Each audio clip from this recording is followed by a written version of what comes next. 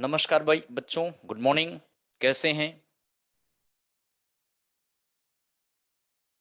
आप सभी का स्वागत है। मैं एस के यादव आप सभी का स्वागत करता हूं। काजल सिंह गुड मॉर्निंग। चंदा good morning. Rajat Kumar good morning. युगल हंस प्रणाम।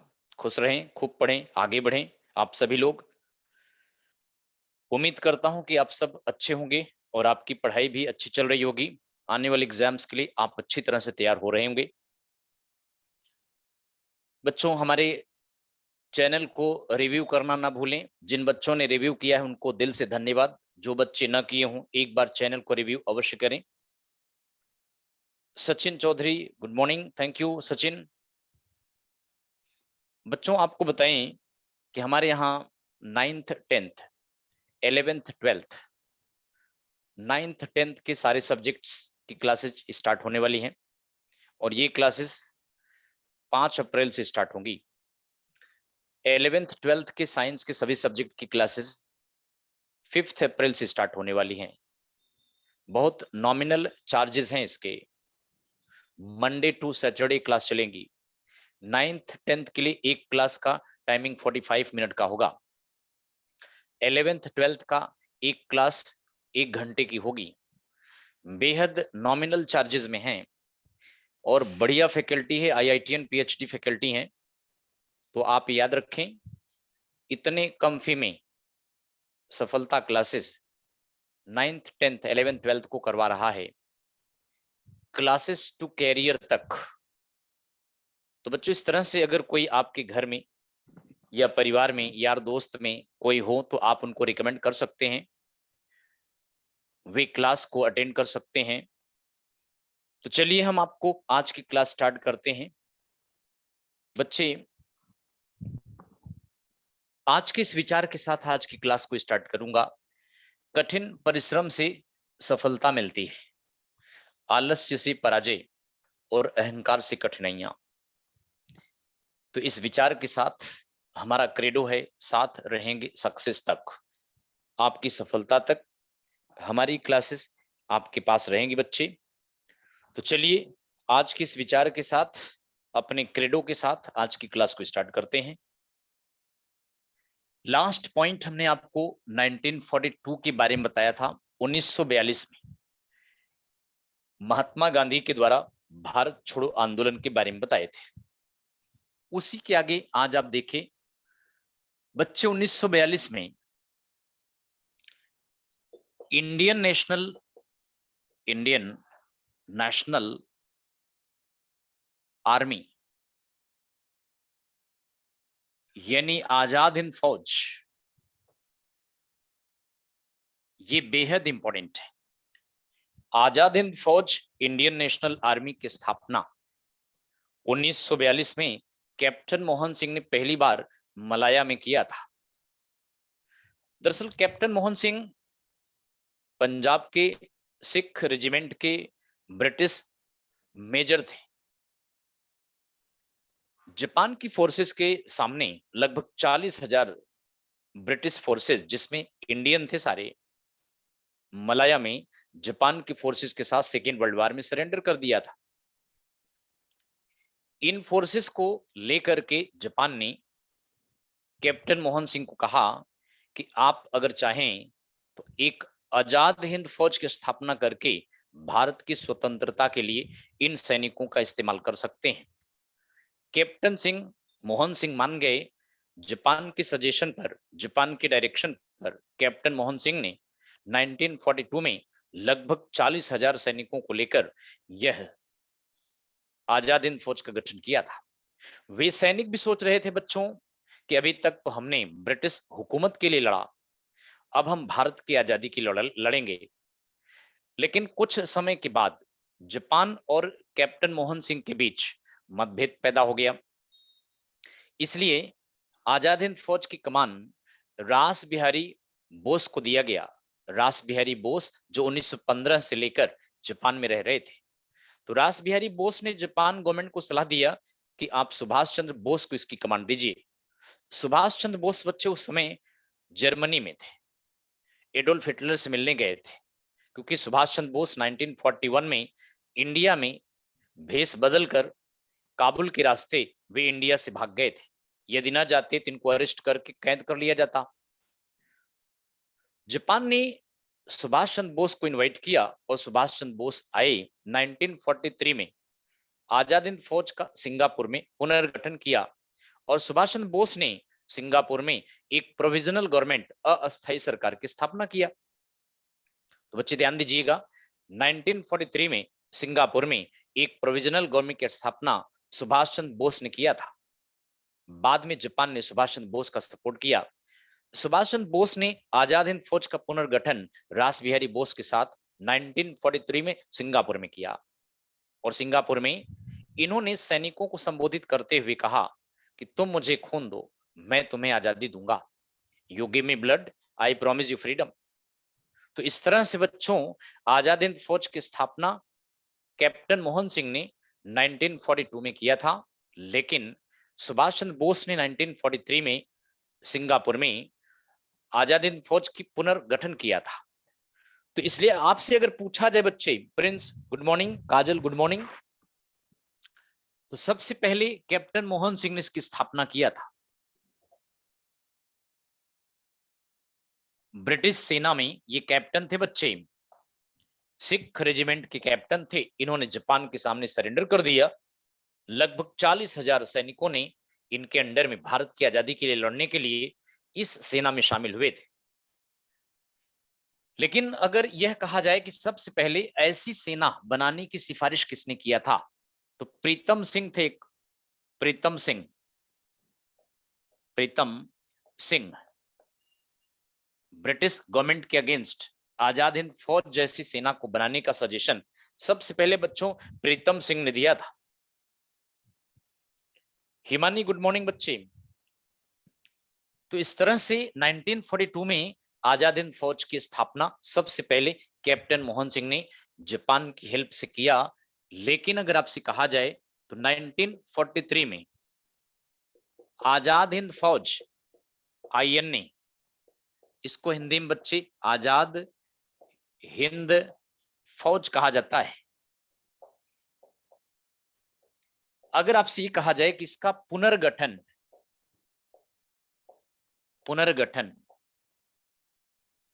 किसने किया, तो एससी बोस ने किया था। सुभाष चंद्र बोस ने आजाद हिंद फौज का पुनर्गठन सिंगापुर में किया था।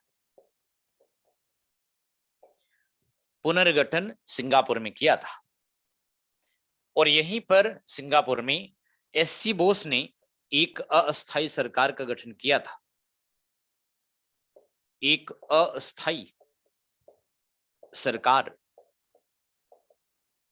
1943 में सिंगापुर में एससी बोस ने किया था। तो इस तरह से जापान की मदद से एससी बोस ने सिंगापुर में एक अस्थायी सरकार का गठन किया और यहीं पर आजाद हिंद फौज का पुनर्गठन किया था। आईएनए के सैनिकों को संबोधित करते हुए सुभाष चंद्र बोस ने कहा था, you give me blood, I promise you freedom. इसी समय कहा था बच्चे, तुम मुझे खून दो, मैं तुम्हें आजादी दूंगा। और इसी समय बच्चों इन्होंने जय हिंद का नारा भी यही दिया था, जय हिंद का स्लोगन भी यही दिया था। और इसी समय आपको बताएं, सुभाष चंद्र बोस ने दिल्ली चलो का नारा दिया था, मार्च टू दिल्ली। एक बात और आपको बताना चाहते हैं कि सुभाष चंद्र बोस ने सिंगापुर में अस्थायी सरकार की स्थापना ब्रिटेन के अगेंस्ट में किया था। ब्रिटिश गवर्नमेंट को सिंगापुर से उखाड़ फेंका और फिर यहीं पर एक अस्थायी सरकार बनाया। बाद में जापान ने अंडमान निकोबार द्वीप, अंडमान निकोबार आइलैंड एससी बोस को दे दिया था। क्योंकि अंडमान निकोबार आइलैंड ये जापान के कब्जे में था, एससी बोस को दे दिया। एससी बोस ने भारत की पहली अस्थायी सरकार अंडमान निकोबार में बनाया था। कब? 1943 में। आजाद भारत का पहला प्राइम मिनिस्टर अगर आप देखें, self declared prime minister SC Bose ही थे। कहां पर? अंडमान निकोबार आइलैंड में। बच्चों इसके बाद एससी बोस जानते हैं 6 जुलाई 1942 6 जुलाई 1944 को रंगून पर अधिकार कर लिया। रंगून आप जानते हैं बर्मा में, रंगून पर कब्जा कर लिया और यहीं पर एक रेडियो प्रसारण में 6 जुलाई 1944 को एक रेडियो प्रसारण में एससी बोस ने कहा था, किसको, गांधी को कहा था father of nation, father of nation, यानी राष्ट्रपिता, राष्ट्रपिता की उपाधि एससी बोस ने गांधी को दिया था। किस जगह पर बच्चे? 6 जुलाई 1944 को रंगून रेडियो प्रसारण से कहा था। तो इस तरह से बच्चे 6 जुलाई 1944 को सुभाष चंद्र बोस ने गांधी को राष्ट्रपिता की उपाधि रंगून रेडियो प्रसारण से कहा था। यह कहा था कि राष्ट्रपिता महात्मा गांधी, हम आपसे आशीर्वाद लेना चाहते हैं, आप हमें आशीर्वाद दें कि हम भारत को स्वतंत्र करा पाएं। तो इस वे में राष्ट्रपिता की टाइटल दिया था। तो चलिए आगे की तरफ बढ़ते हुए सुभाष चंद्र बोस ने बच्चे आगे क्या किया आप जानते हैं। सुभाष चंद्र बोस इसके बाद भारत के नागालैंड, त्रिपुरा पर कब्जा करने लगे थे। चूंकि आप जानते हैं बर्मा भी ब्रिटिश इंडिया के अंडर में था, तो बर्मा को जीतना और देन उसके बाद 1944-45 में एससी बोस ने त्रिपुरा, नागालैंड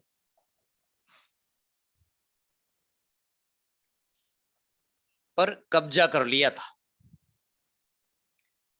इन्होंने त्रिपुरा, नागालैंड, नागालैंड की कोहिमा कैपिटल है, उस पर अधिकार कर लिया।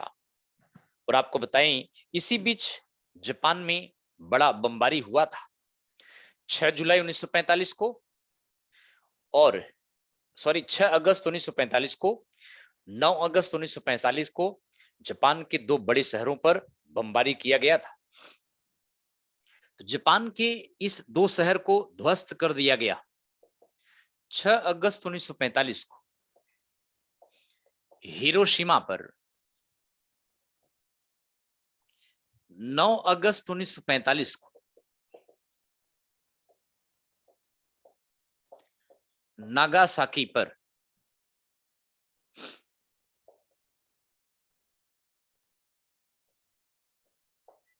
इन दोनों शहरों पर अमेरिका ने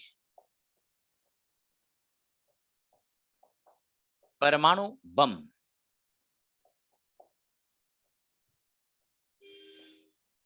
या इसको अणु बम भी कहते हैं, गिराया था। तो बच्चों इस तरह से 6 अगस्त 1945 को ये दो अणु बम गिराए गए। हिरोशिमा पर लिटिल बॉय बम का नाम था, यह बम का नाम था बच्चे। नागासाकी पर फैट मैन, ये बॉम्ब्स के नाम हैं। तो इस तरह से अगर आप देखें तो जापान के दो शहर अमेरिका ने बर्बाद कर दिया। आज भी इसका असर रेडिएशन के कारण है जापान के इस शहर पर। और आप जानते हैं बच्चों कि जिस समय ये घटना हुई उस समय सुभाष चंद्र बोस नॉर्थ ईस्ट में भारत पर कब्जा जमा रहे थे, लेकिन इधर जापान की हार स्टार्ट हो गई। जापान के हारने से सुभाष चंद्र बोस अपने मकसद में कामयाब नहीं हो पाए थे। अमेरिका ने ये दो अणुबम क्यों गिराया? क्योंकि 1941 में 1941 में जापान ने अमेरिका के पर्ल हार्बर पर बमबारी करके वहां खड़े कई जहाजों को ध्वस्त कर दिया था। तो 1941 के जापान के पर्ल हार्बर पर बमबारी का बदला 6 अगस्त 9 अगस्त 1945 को अमेरिका ने हिरोशिमा, नागासाकी पर लिया था। इस घटना के बाद बच्चे सुभाष चंद्र बोस 18 अगस्त 1945 को एससी बोस जापान की मदद के लिए उड़े।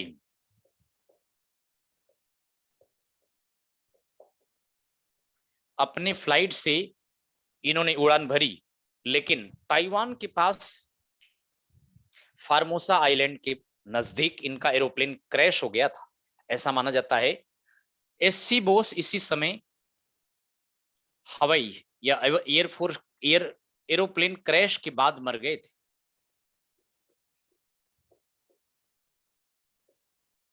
इनका वायुयान दुर्घटनाग्रसित हो गया।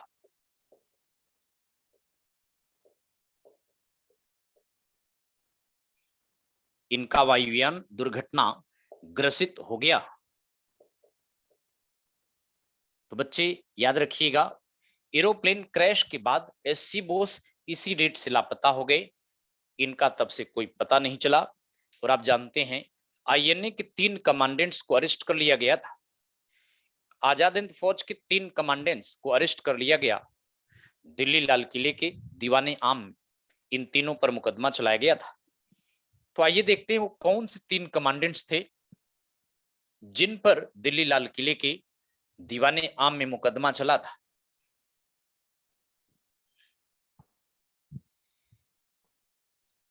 तो बच्चों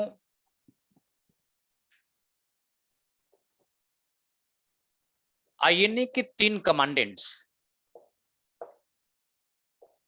एक तो थे प्रेम सहगल,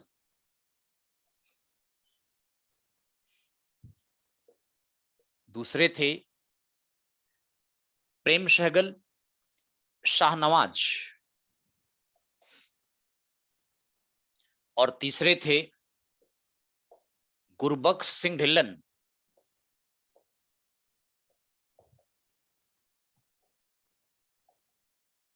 आईएनए के 3 कमांडेंट्स थे ये।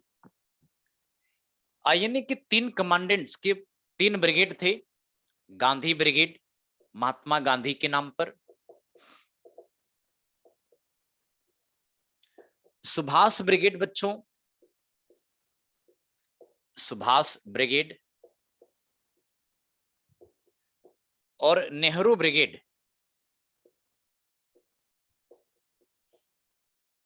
तो आईएनए के 3 ब्रिगेड थे और इनके ये ब्रिगेडियर थे, इंचार्ज थे।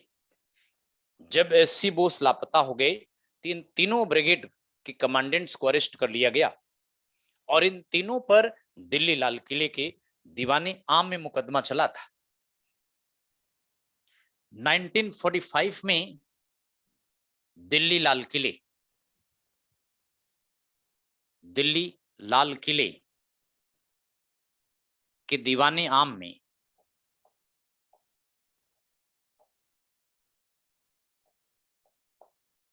इन पर मुकदमा चलाया गया।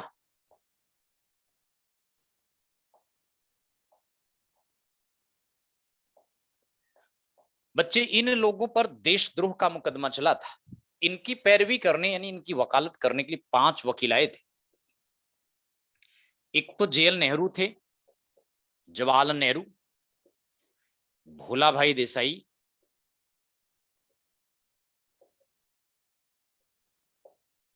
तेज बहादुर शप्रू,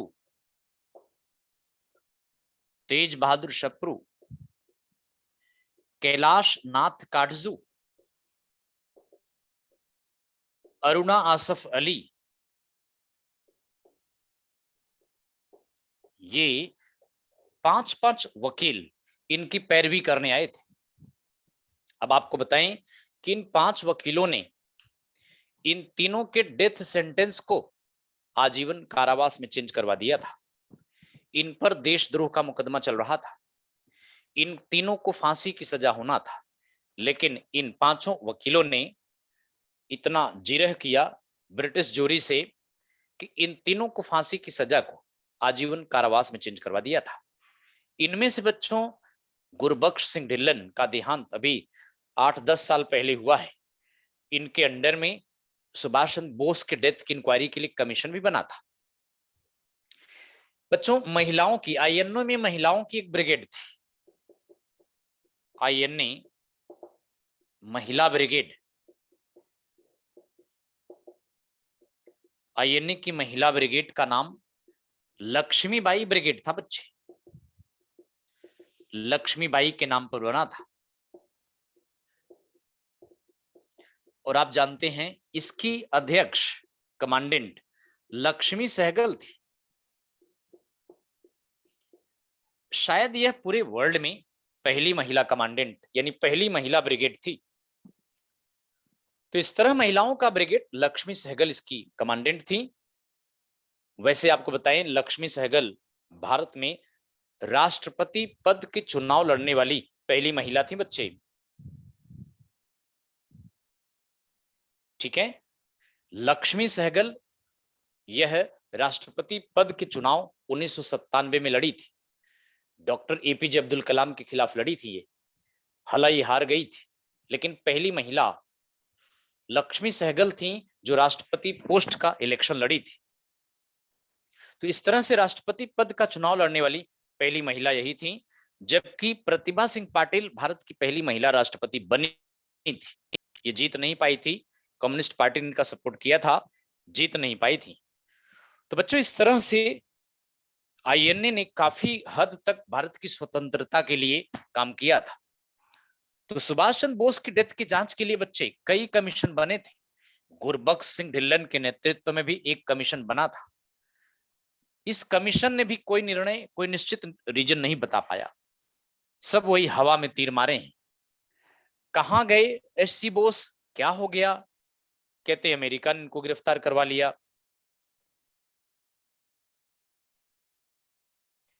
चुनाव की सिलसिला किसके शासनकाल से स्टार्ट हुआ है? चांदनी विश्वकर्मा चुनाव इंडिया में फर्स्ट टाइम आपको पिछली क्लास में बताए थे 1937 में, 1937 में लॉर्ड लिनलिथगो के शासनकाल में भारत के 11 प्रांतों में आम चुनाव कराए गए थे, जिसमें सभी लोग शामिल नहीं होते थे, इलाइट वर्ग के लोग ही शामिल होते थे। जो टैक्स देता था वही इलेक्शन में वोटिंग कर सकता था। मेरी बात समझ रहे हैं? इलाइट वर्ग का मतलब यही होता है जो टैक्स देता हो, टैक्स माने इनकम टैक्स, या और भी जो टैक्स देता हो वही वोटिंग में भाग ले सकता था। इसलिए ब्रिटिश काल में लॉर्ड लिनलिथगो के शासनकाल में पहली बार चांदनी विश्वकर्मा इंडिया में 11 प्रांतों में चुनाव कराए गए थे 1937 में। और उसके बाद इससे पहले जो इलेक्शन होता था विधानसभा के लिए, उसमें बच्चे पार्टियां चुनकर भेजती थी। जैसे कांग्रेस ने अपने वर्किंग कमेटी के सदस्यों से चुनकर भेजती थी, पब्लिक पार्टिसिपेशन नहीं था। चलिए आगे की तरफ चलते हैं बच्चों। इस तरह से आगे बढ़ते हुए 1945 में इस वर्ष वेवेल प्लान आया, क्योंकि लॉर्ड लिनलिथगो के बाद लॉर्ड वेवेल वाइसरॉय बना, तो वेवेल प्लान, वेवेल योजना, वेवेल प्लान यानी वेवेल योजना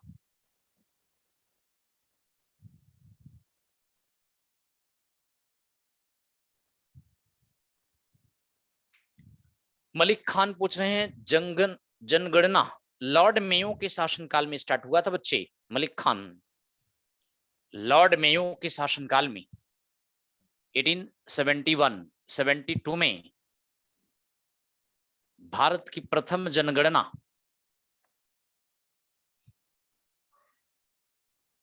लॉर्ड मेयो के समय में हुआ था। यह उस समय वाइसरॉय था, लेकिन इसकी हत्या अंडमान निकोबार के सेलुलर जेल में हो गया था।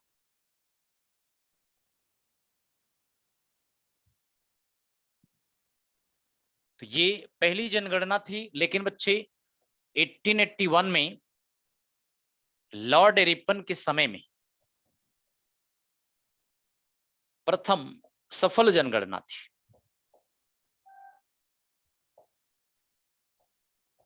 पहली सफल जनगणना लॉर्ड रिपन ने कराई थी। स्टार्टिंग यहीं से मानते हैं, इसलिए 2021 की जनगणना 21-22 की जनगणना 16वीं जनगणना है, अगर इसको काउंट करेंगे तो बच्चे लॉर्ड वेवेल के समय में वेवेल प्लान आया, वेवेल योजना। दरअसल लॉर्ड वेवेल वाइसरॉय बनने के बाद इंग्लैंड गया, अब्दुल कलाम क्या बता रहे हैं बच्चे टू मी, अभी हुई नहीं है कोरोना की वजह से बच्चे, लेकिन 21-22 की जनगणना अभी कंप्लीट नहीं कर पाए हैं कोरोना की वजह से। तो अगर आपसे पूछा जाए कि कौन सी जनगणना 2021-22 वाली है, तो 16वीं है। अभी 15वीं जनगणना 2011 में हुआ था, तो इसको काउंट करेंगे तो 2011 की जनगणना 15वीं है, 21 की 16वीं होगी, अभी हुआ नहीं है। वेवेल प्लान में अब आपको बता रहे हैं, ध्यान दीजिएगा। लॉर्ड वेवेल ये वाइसरॉय बनकर 1944 में आया। लॉर्ड वेवेल ने ब्रिटिश गवर्नमेंट से सलाह लेने के लिए इंग्लैंड गया, चूंकि सेकेंड वर्ल्ड वॉर समाप्त हो चुका था, इंग्लैंड जीत गया था सेकेंड वर्ल्ड वॉर में, अब भारत को स्वतंत्रता देने की बात थी, अन्यथा इंडिया में फ्रीडम स्ट्रगल अपनी क्लाइमेक्स पर हो जाएगी। तो वेवेल इंग्लैंड की गवर्नमेंट से भारत सचिव उनसे सलाह लेके आए और फिर अपना प्लान जो है पेश किया। इस प्लान पर 25 जून 1945 को शिमला में सम्मेलन हुआ था, जिसमें सभी दलों को शिमला इनवाइट किया गया था, क्योंकि ब्रिटिश गवर्नमेंट की समर कैपिटल शिमला हुआ करती थी। गांधी भी शिमला गए थे।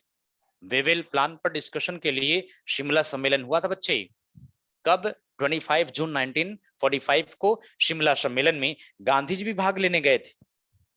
तो वेवेल प्लान पर शिमला सम्मेलन,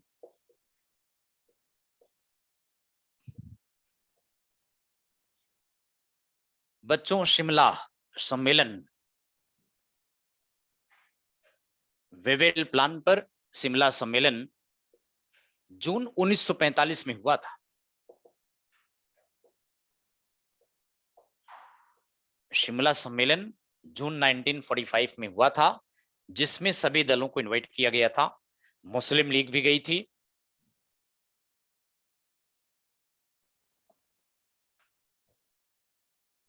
बिल्कुल युगल, बिल्कुल अभी डिक्लेयर नहीं है, इसीलिए काउंटिंग तो हुआ ही होगा, कुछ ना कुछ तो किया गया है।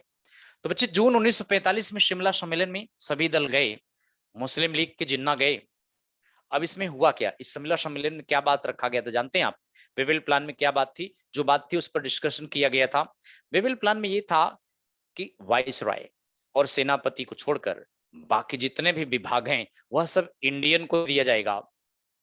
केवल सेनापति यानी कमांडर इन चीफ अंग्रेज होगा, वाइसरॉय अंग्रेज होगा, बाकी जितने विभाग हैं वह सब इंडियन प्रतिनिधियों को दे दिया जाएगा। अर्थात वाइसरॉय की काउंसिल में जितने भी सदस्य आएंगे सब इंडियन पॉलिटिकल पार्टी के होंगे। उन सभी सदस्यों को जो कि वाइसरॉय की काउंसिल में सदस्य बनेंगे, उन्हें बाकी विभागों की जिम्मेदारी दे दिया जाएगा। जैसे फॉरेन मिनिस्टर बना दिया जाएगा उनको, होम मिनिस्टर बन जाएंगे, है ना, शिक्षा मंत्री बन जाएंगे, रेल मंत्री बन जाएंगे। सेनापति और वाइसरॉय अंग्रेज रहेंगे, बाकी सब इंडियन के सुपुर्द कर दिया जाएगा। इसमें बच्चे जानते हैं 14 सदस्य वाइसरॉय की काउंसिल में आना था, 14 में से 6 सदस्य मुस्लिम को अपॉइंट किया जाना था। अब मुस्लिम सदस्य को लेकर कांग्रेस और मुस्लिम लीग में मतभेद हो गया। मुस्लिम लीग ने कहा कि जो सदस्य 6 सदस्य मुसलमान जाएगा वह केवल मुस्लिम लीग से होगा। कांग्रेस कहा नहीं, वो 6 सदस्य भारतीय राष्ट्रीय कांग्रेस की तरफ से नामांकित किए जाएंगे। इसी मैटर को लेकर शिमला सम्मेलन फ्लॉप हो गया था। तो कुल मिला के आई थिंक आप समझ गए होंगे, शिमला सम्मेलन वेवेल प्लान में यही था, बहुत सारी बातें थी, मेन मुद्दा यही था कि 14 सदस्यों में से वाइसरॉय की परिषद में 14 सदस्य अपॉइंट किए जाएंगे, 14 में से 6 सदस्य ये मुस्लिम होंगे। 14 में से 6 सदस्य मुस्लिम होंगे। इस 6 सदस्य को लेकर आईएनसी एवं मुस्लिम लीग में मतभेद हो गया और यह शिमला सम्मेलन फ्लॉप हो गया। कांग्रेस चाहती थी उसकी तरफ से मैक्सिमम मुस्लिम सदस्य भेजे जाए। मुस्लिम लीग कहती है कि हम मुस्लिम लीग मुसलमानों की पार्टी हैं तो हमारी तरफ से भेजे जाए।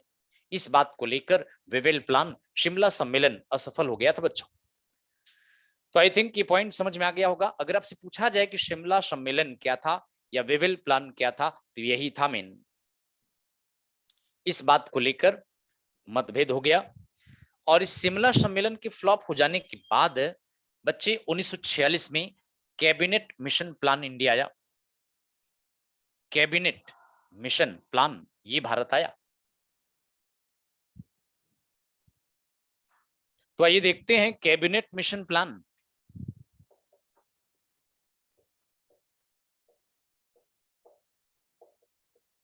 कैबिनेट मिशन योजना इसको भी देख लेते हैं। इसके अध्यक्ष बच्चे पैथिक लॉरेंस थे। पैथिक लॉरेंस ये इसके अध्यक्ष थे। दूसरा एवी अलेक्जेंडर,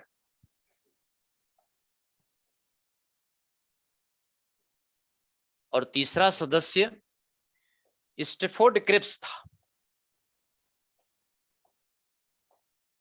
तो यह 3 सदस्यीय कैबिनेट मिशन भारत आया था, जिसकी अध्यक्षता बच्चों किसने किया था? तो अध्यक्षता पैथिक लॉरेंस ने किया था। अब इसमें था क्या बच्चे? अब इसमें था क्या ये देखें। कैबिनेट मिशन के द्वारा यह कहा गया कि भारत में एक संविधान हो, भारत में एक संविधान हो, इसके लिए आया था कि इंडिया में एक कॉन्स्टिट्यूशन। चांदनी विश्वकर्मा कह रही हैं सर एमसीक्यू कब कराएंगे, उससे सारा डाउट क्लियर हो जाएगा। हो जाता है बच्चे। अब अगला क्लास लगेगी तो उसमें हम कराएंगे। नेक्स्ट क्लास जब होगा तो हम कराएंगे आपको एमसीक्यू, क्योंकि आज हम सिलेबस को फिनिश कर रहे हैं। तो जब वी मेट नेक्स्ट क्लास में, जब हम लोग फिर से मुलाकात करेंगे तो अगली क्लास में आपसे एमसीक्यू आपको कराएंगे। वैसे तो आपका सिलेबस कंटेंट बेस है, तो कंटेंट बेस सिलेबस आपका कंप्लीट हो चुका है, आज कंप्लीट हो जाएगा। अब आप जानते हैं दोबारा से कंप्लीट हो रहा है ना। इसमें जो पहले बच्चे एडमिशन लिए हैं उनका रिवीजन हो गया अच्छी तरह से, और जो बाद वाले बच्चे थे उनका सिलेबस आज कंप्लीट हो जाएगा। तो इस तरह से नेक्स्ट सेशन जब होगा तो उसमें हम आपको एमसीक्यू ले आएंगे, लेकिन आज का सिलेबस यहीं खत्म हो जाएगा। पैथिक लॉरेंस पॉलिसी को इंडिया ने एडॉप्ट, पूना पैक्ट में क्या था? मलिक खान कह रहे हैं बच्चे पूना पैक्ट में 1932 में पूना पैक्ट हुआ था 4 सितंबर को। उसमें यही था कि शेड्यूल कास्ट की सीटें, अनुसूचित जाति की सीटें रिजर्व कर दो, अनुसूचित जाति की सीटें ज्यादा रिजर्व करवा दो, लेकिन उस आरक्षित सीट पर सभी दलों को चुनाव लड़ने का परमिशन मिले। ये गांधी चाहते थे। क्यों जानते हैं? 1932 में कम्युनल अवार्ड के द्वारा डॉक्टर बी.आर. अंबेडकर को इंडिया में अनुसूचित जाति का नेता बना दिया। केवल बी.आर. अंबेडकर और उनकी पार्टी शेड्यूल कास्ट कैंडिडेट को इलेक्ट करके विधानसभा में या लोकसभा में भेजेगी, और शेड्यूल कास्ट की सीटें कम्युनल अवार्ड के अंडर में रिजर्व कर दिया। इसी बात को लेकर गांधी ने शेड्यूल कास्ट को हरिजन कहा और कहा कि शेड्यूल कास्ट की सीटें और रिजर्व कर दो, लेकिन उस रिजर्व सीट से केवल एक पार्टी एक व्यक्ति को प्रतिनिधित्व न दिया जाए, बल्कि सभी दलों को सभी पार्टियों को प्रतिनिधित्व दिया जाए। जो उस इलेक्टेड वो उस रिजर्व सीट से जीत कर जाए वह विधानसभा और लोकसभा में जाए। तो गांधी के इस प्रस्ताव को बिल्कुल 24 सितंबर 1932, 4 नहीं 24 सितंबर 1932 को हुआ था। तो बच्चे मलिक खान समझ गए डिटेल में ही तो बता रहा हूँ सारा। इतना डिटेल तो आपको कहीं नहीं मिलेगा पुलिस वालों में, जितना डिटेल्स में आपको बता रहा हूँ। पुलिस में इतना डिटेल आप किसी भी चैनल पे पढ़ के देखो, नहीं मिलेगा आपको, है ना। सिंपली बताते हैं। 1932 में पूना पैक्ट, 1932 में कम्युनल अवार्ड, बस ऐसे ही हम आपको उसके डिटेल पॉइंट्स बता रहे हैं सारे, तो आप भी समझ सकते हैं।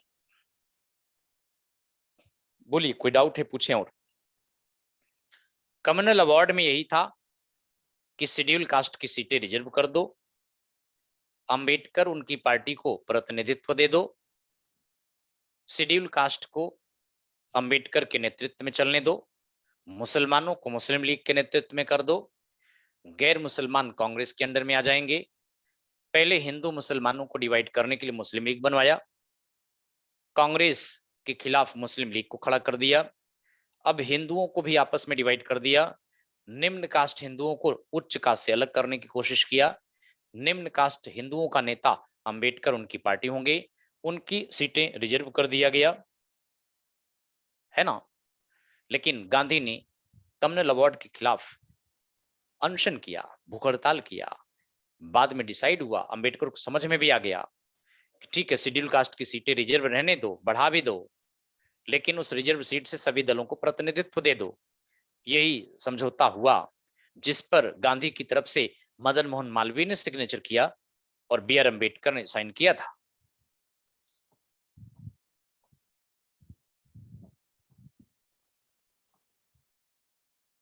सर आप हमें अनमुत बेटे टूमी क्या कह रहे हो? आपका समझ नहीं आ रहा है क्या क्या आपने? सर आप हमें अनमुत सर,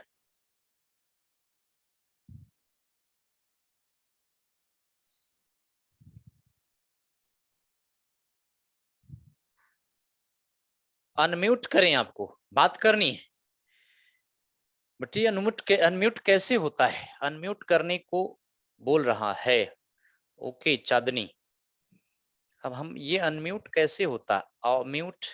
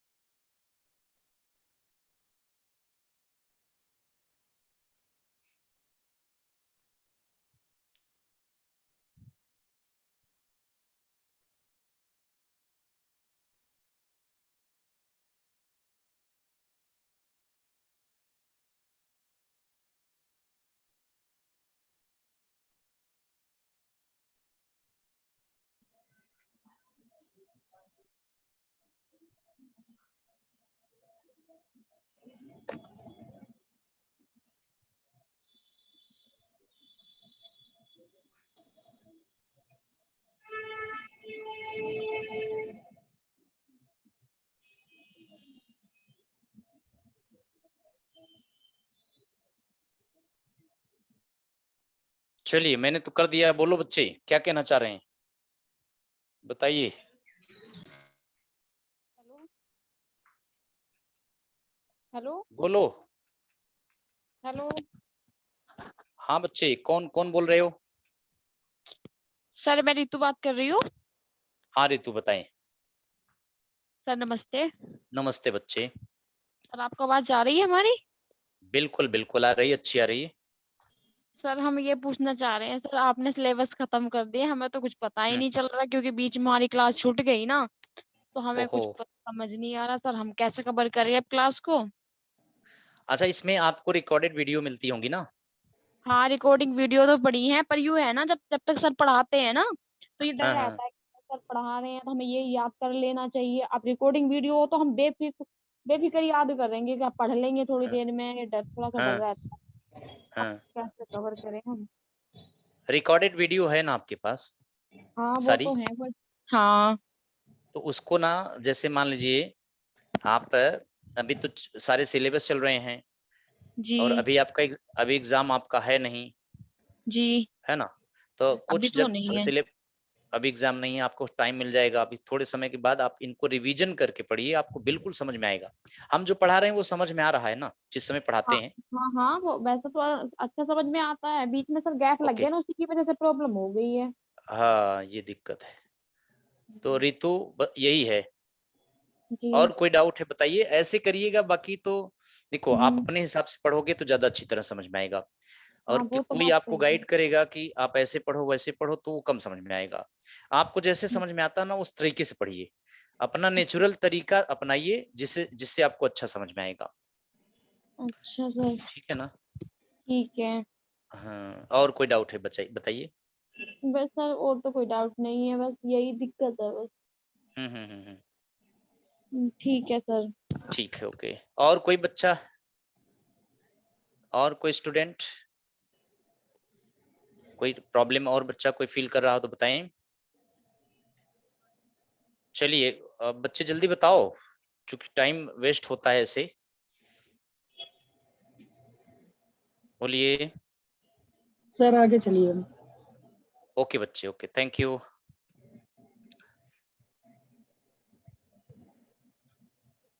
तो चलें हम आपको आगे के पॉइंट्स बताते हैं। Yes sir. ओके।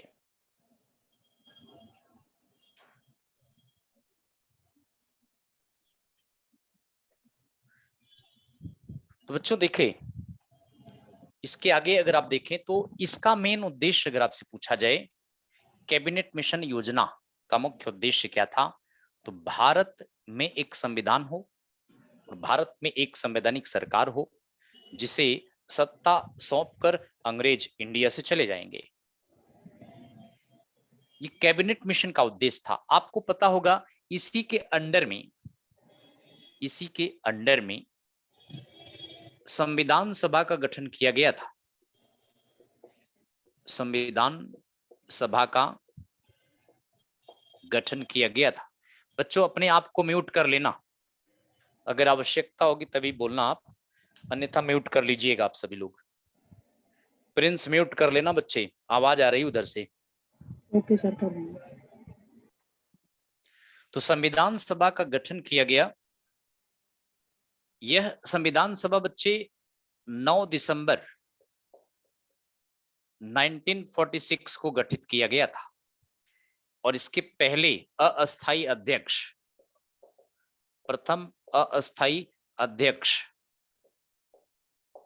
ये पूछा जाए तो बच्चे सच्चिदानंद सिन्हा थे। सच्चिदानंद सिन्हा, है ना, ये सबसे सीनियर मोस्ट मेंबर थे, इसलिए इनको 2 दिन के लिए अस्थायी माने प्रोविजनल अध्यक्ष बनाया गया। लेकिन बच्चे 2 दिन बाद यानी 11 दिसंबर 1946 को, इस दिन को 11 दिसंबर 1946 को डॉक्टर राजेंद्र प्रसाद को परमानेंट अध्यक्ष बनाया गया था। डॉक्टर राजेंद्र प्रसाद को परमानेंट अध्यक्ष बनाया गया। यह अक्सर पूछा जाता है, बिल्कुल युगल हंस। संविधान सभा का गठन कैबिनेट मिशन के अंडर में किया गया था। एक इंडिया में संविधान हो, एक संवैधानिक सरकार हो, जिसको सत्ता सौंपकर अंग्रेज इंडिया से इंग्लैंड चले जाएंगे, इसलिए कैबिनेट मिशन आया था।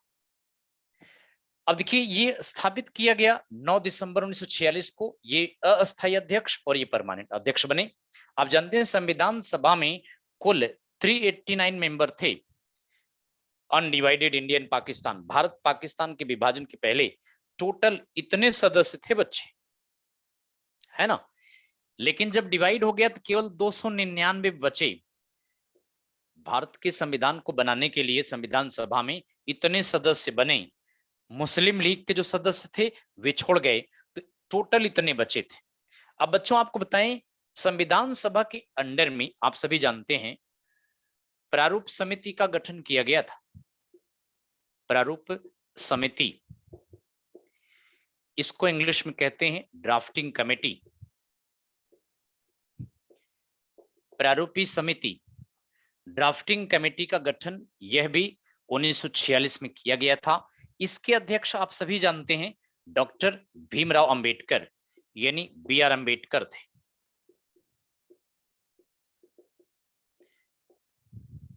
डॉक्टर बी आर अम्बेडकर यह इसके अध्यक्ष थे बच्चे। और आप सभी जानते हो कि डॉक्टर बी आर अम्बेडकर के अलावा 7 सदस्य थे। बी एन राव ने संविधान का ड्राफ्ट तैयार किया था। ठीक है बच्चे, यह संविधान समिति, प्रारूप समिति ने संविधान को आप जानते हैं 2 साल, है ना, 2 साल 11 महीना 18 दिन में संविधान पूरा किया था। बी एन राव ने संविधान को ड्राफ्ट किया था। अब देखिए संविधान बनकर कब तैयार हुआ था बच्चे? 26 नवंबर 1949 को संविधान बनकर तैयार हुआ था। चाहते तो लागू कर देते, लेकिन इस दिन को लागू नहीं किया। क्यों? क्योंकि 26 दिसंबर वाला दिन नजदीक, 26 जनवरी वाला, 26 जनवरी 1930 वाला दिन याद करने के लिए 26 जनवरी 1950 को संविधान लागू किया था। तो संविधान 26 नवंबर 1949 को कंप्लीट हुआ, बट इसको लागू किया 26 जनवरी 1950 को। तो भारत रिपब्लिक कब बना? 26 जनवरी 1950 को। संविधान 26 जनवरी को क्यों लागू किया? क्योंकि 26 जनवरी 1930 वाला दिन पूरे भारत में प्रथम स्वतंत्रता दिवस के रूप में मनाया गया था। आप सभी जानते हैं। क्यों बच्चे, समझ गए ना? 26 जनवरी 1930 वाला दिन पूरे भारत में प्रथम स्वतंत्रता दिवस के रूप में मनाया गया था, इसलिए संविधान को इस दिन को लागू किया। बच्चे सब ठीक था, लेकिन मुस्लिम लीग परेशान थी। क्यों? जानते हैं, पाकिस्तान बनाने के प्रस्ताव को अभी तक स्वीकार नहीं किया गया था। मुस्लिम लीग इसलिए परेशान थी कि अभी तक ब्रिटिश गवर्नमेंट ने पाकिस्तान बनाने के प्रस्ताव को स्वीकार ही नहीं किया था। क्यों? गांधी ने कहा था पाकिस्तान उनकी लाश पे बनेगा, इसलिए ब्रिटिश गवर्नमेंट डर रही थी कि अगर वह पाकिस्तान अलग देश बनाने के प्रारूप को अपने किसी एक्ट में ले लिया तो उसके बाद बड़ी समस्या हो जाएगी, गांधी कोई आंदोलन चला दें। जब तक गांधी की सहमति ना हो तब तक अलग देश बनाने का प्रावधान एक्सेप्ट करना अंग्रेजों को खतरे से खाली नहीं लग रहा था। और इधर मुस्लिम लीग परेशान थी। मुस्लिम लीग ने क्या किया जानते हैं बच्चे? 16 अगस्त 1946 वाले दिन को, 16 अगस्त 1940 वाले दिन को, 1946 वाले दिन को एक मुक्ति deliverance day, direct action day के रूप में, सीधी कार्रवाई दिवस के रूप में डिक्लेयर कर दिया था। 16 अगस्त को बच्चे, बड़ा इंपॉर्टेंट पॉइंट बता रहे हैं आपको, ये 1946 को मुस्लिम लीग के मोहम्मद अली जिन्ना, मुस्लिम लीग के मोहम्मद अली जिन्ना ने सीधी कार्यवाही दिवस के रूप में डिक्लेयर किया। सीधी कार्यवाही दिवस के रूप में घोषित किया। इसको इंग्लिश में कहते हैं बच्चे डायरेक्ट एक्शन डे। मुस्लिम लीग के मोहम्मद अली जिन्ना ने सीधी कार्यवाही दिवस के रूप में घोषणा किया था। क्यों जानते हैं? क्योंकि पाकिस्तान शब्द को अभी कहीं पर एक्सेप्ट नहीं किया गया था। इवन कैबिनेट मिशन में भी पाकिस्तान बनाने के प्रावधान को एक्सेप्ट नहीं किया गया था। इसीलिए मुस्लिम लीग ने डायरेक्ट एक्शन डे के रूप में डिक्लेयर कर दिया। अच्छा, जैसे ही जिन्ना ने डिक्लेयर किया, जहां मुसलमान ज्यादा थे हिंदुओं को मारने काटने लगे, और जहां हिंदू ज्यादा थे मुसलमानों को मार काट करने लगे। अर्थात कुल मिला के मुस्लिम लीग यह चाहती थी कि हिंदू मुस्लिम राइट्स करवा दें, तब पाकिस्तान बनाने की मांग को गांधी एक्सेप्ट करेगा, और उसकी पॉलिसी सक्सेस भी रही बच्चे। 16 अगस्त 1946 वाले दिन को जबरदस्त राइट्स हो गया। इस राइट्स को खत्म करने के लिए, समाप्त करने के लिए गांधी पैदल यात्रा स्टार्ट किया। और जिस समय हिंदू मुस्लिम राइट्स स्टार्ट हुआ, गांधी बंगाल के नोआखली गांव में थे। आज नोआखली गांव यह बांग्लादेश में है। यहां खूब जम के मारकाट हुआ था। तो बच्चे, ये डायरेक्ट एक्शन डे का मतलब यही है कि मुस्लिम लीग के आह्वान पर मुसलमान हिंदुओं को मारने लगे, और फिर हिंदू मुसलमानों को मारने लगे। राइट्स हो गया, तब जाके गांधी ने इसको एक्सेप्ट किया, पाकिस्तान बनाने की बात तब जाके स्वीकार किया था। तो बच्चे देखिए, 2 सितंबर इसलिए डिक्लेयर किया था क्योंकि 2 सितंबर 1946 को नेहरू के नेतृत्व में एक अस्थायी सरकार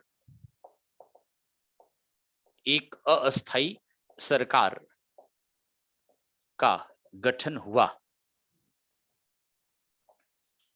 बच्चों 2 सितंबर 1946 को जवाहरलाल नेहरू के नेतृत्व में एक अस्थायी सरकार का मतलब होता है प्रोविजनल गवर्नमेंट, प्रोविजनल गवर्नमेंट का गठन किया गया था।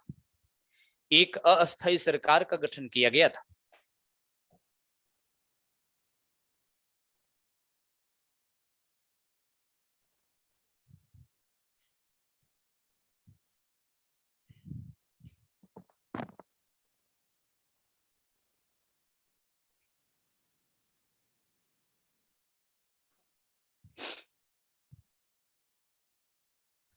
बिल्कुल बिल्कुल सही कह रहे हैं, बहुत सही आपने कहा, बिल्कुल सही है। क्या नाम है आपका भाई, कहाँ गया?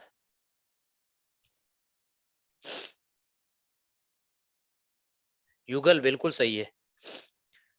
गांधी की पॉलिसी तो बिल्कुल खतरनाक थी बच्चे, बिल्कुल सही है।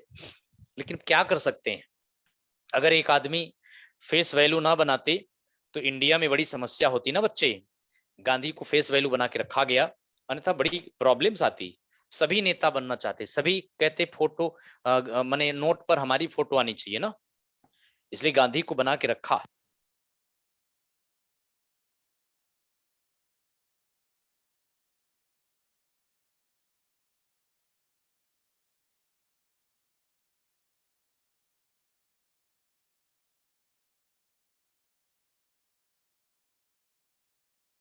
के रखते ना तो सब कहते कि फोटो नोटों पर मेरी फोटो आनी चाहिए, तो फिर कैसे होता, बड़ी समस्या हो जाती ना।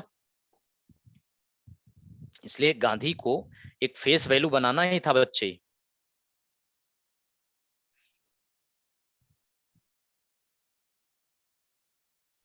डायरेक्ट एक्शन डे पर बच्चे कैसे कार्यवाही करती ब्रिटिश गवर्नमेंट? क्योंकि अब ब्रिटिश गवर्नमेंट इंटरेस्ट नहीं ले रही थी और ब्रिटिश गवर्नमेंट चाहती थी कि भारत के टुकड़े हो जाएं। तो ब्रिटिश गवर्नमेंट क्यों इंटरेस्ट लेती है आप बताओ? जिन्ना के प्रति अंग्रेजों का झुकाव ज्यादा था। जिन्ना के मुस्लिम लीग के प्रति वो चाहते थे अंग्रेज कि पाकिस्तान बन जाए और हैदराबाद भी एक देश बन जाए, कश्मीर भी एक देश बन जाए। तो इसलिए क्यों इंटरेस्ट लेंगे वो तो और उकसाएंगे, बल्कि फोर्स भेजेंगे ही नहीं, ये कारण था।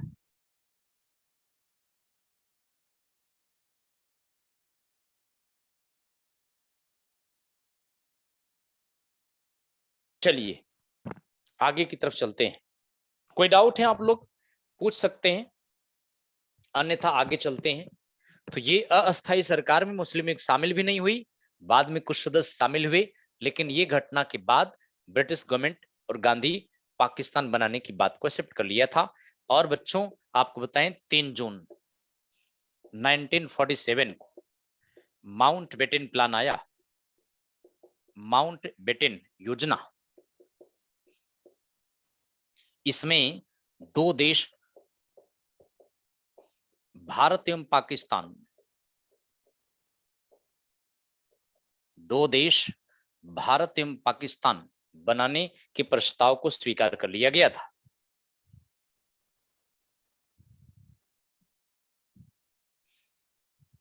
चांदनी विश्वकर्मा, मैं तो गांधी में विश्वास ही नहीं करता हूं, मैं गांधी को गांधी जी कहता ही नहीं हूं, है ना।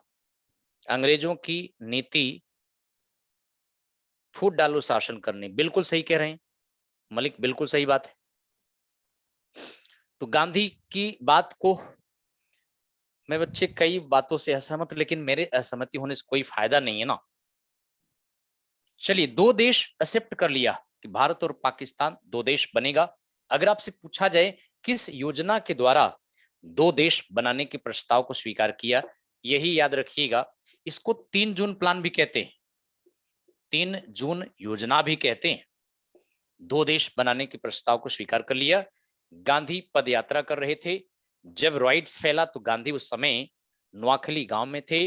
जब भारत फ्री हुआ उस समय भी गांधी नोआखली गांव में लोगों को शांत कर रहे थे। तो इस तरह 2 देश बन गया।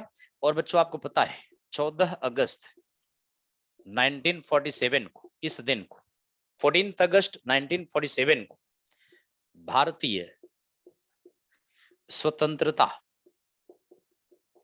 विधेयक आया। इंडियन इंडिपेंडेंस बिल आया बच्चे, क्या कहते हैं इसको? इंडियन इंडिपेंडेंस बिल, भारतीय स्वतंत्रता विधेयक आया था। इससे भारत एवं पाकिस्तान को फ्री कर दिया गया। भारत एवं पाकिस्तान को आजाद किया गया था। तो इसी बिल के द्वारा भारत और पाकिस्तान को स्वतंत्रता मिली। और आप सभी जानते हैं स्वतंत्रता भारत ने मध्य रात्रि के 12 बजे लिया था। जैसे ही रात का 12 बजा बच्चे स्वतंत्रता ले लिया गया। 15 अगस्त को इसलिए इंडिया मनाता है क्योंकि रात के 12 बजे के बाद अगला दिन आ जाता है। इंडिया का पहला, इंडिया के नेहरू कह रहे थे कि एक भी पल हम अंग्रेजों को अपना अगला दिन नहीं देंगे। 15 अगस्त को मिडनाइट को फ्रीडम लिया था, जबकि पाकिस्तान उस दिन 14 अगस्त मना रहा था, मतलब 14 अगस्त को पाकिस्तान था। हाथ आधा घंटा उनकी घड़ी और भारत की घड़ी अंतर है ना। तो बच्चों इस तरह से भारत मध्य रात्रि में स्वतंत्रता लिया था। 15 अगस्त को इंडिया, 14 अगस्त को पाकिस्तान मनाता है। स्वतंत्र भारत के पहले गवर्नर जनरल लॉर्ड माउंटबेटन बने थे और पाकिस्तान का एमए जिन्ना बना था। तो बच्चे लॉर्ड माउंटबेटन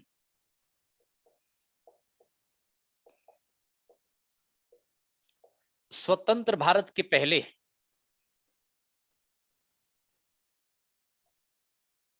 प्रथम गवर्नर जनरल और ब्रिटिश भारत का अंतिम गवर्नर जनरल भी यही था। और पाकिस्तान का कौन बना? मोहम्मद अली जिन्ना। मोहम्मद अली ने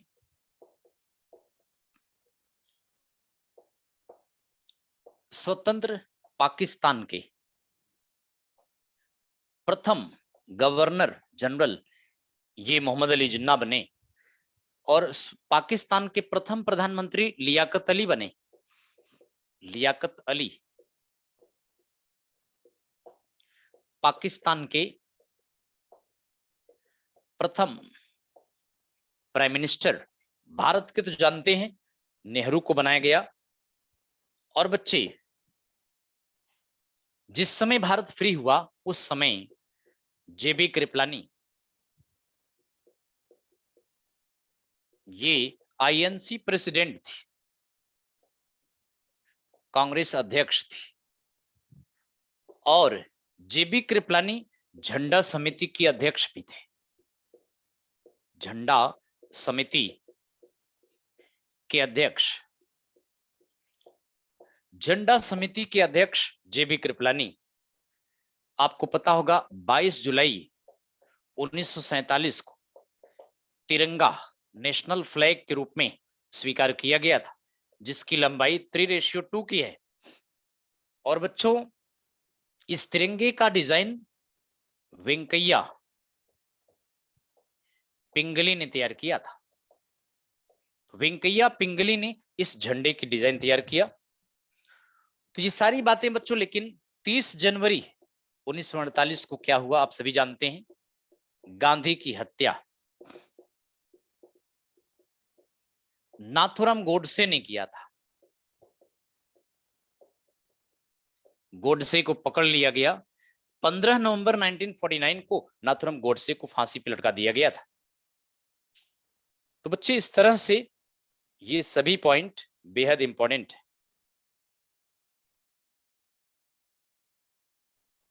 ठीक है,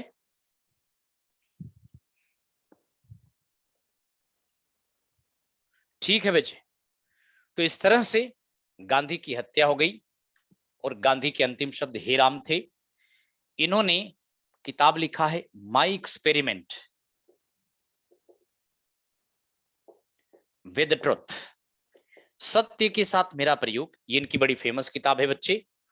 और इंडियन ओपिनियन पत्रिका निकाला था। इंडियन ओपिनियन ये पत्रिका है। हरिजन ये भी पत्रिका है। हिंद स्वराज यह भी पत्रिका है बच्चे गांधी की। नवजीवन यह भी पत्रिका है, इंडियन ओपिनियन, हिंद स्वराज, हरिजन, नवजीवन, यंग इंडिया यह भी पत्रिका है इनकी, यंग इंडिया। तो गांधी ने तमाम पत्र पत्रिकाएं निकाला था।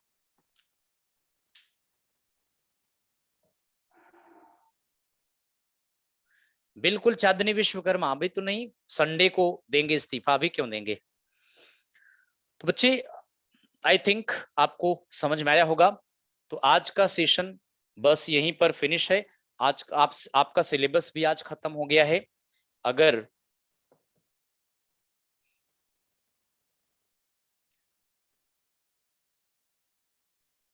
अगर आपको बच्चे कोई डाउट हो तो आप एप्लीकेशन पर अवश्य अपना डाउट भेज सकते हैं, पूछ सकते हैं ना, तो इसलिए ध्यान रखिएगा। तो इस तरह बच्चे इमरान खान का इस्तीफा तो अभी बाद में होगा, आज नहीं, ठीक है।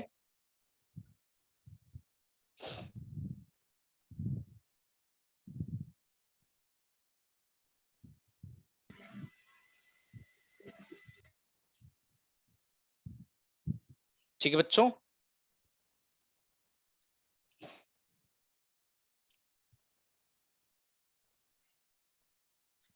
तो सर्वोदय अगर आपसे पूछा जाए तो गांधी ने स्टार्ट तो किया था, लेकिन सर्वोदय बाद में आचार्य विनोबा भावे ने एडॉप्ट किया था सर्वोदय को। तो स्टार्टिंग तो गांधी ने किया था सर्वोदय का, बाद में बच्चे इसको आचार्य विनोबा भावे ने एडॉप्ट कर लिया था, और आचार्य विनोबा भावे गांधी के फॉलोअर थे। तो बस बच्चे आज इतना ही, ठीक है, okay bye, thank you, take care.